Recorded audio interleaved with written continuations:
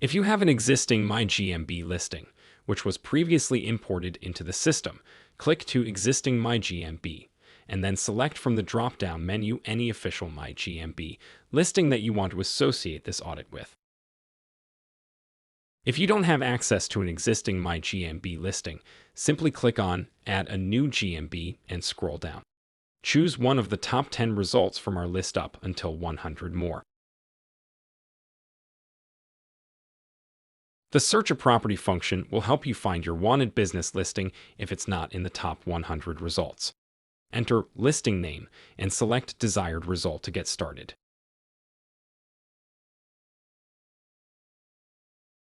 If you're having trouble finding a business listing for your desired company, click by CID and enter the numerical part of the wanted CID code.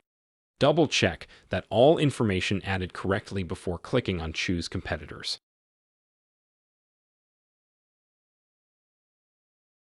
Once you've selected your targeted MyGMB listing, our system will ask which competitor listings you want to compare it with and move your audit on to the next step.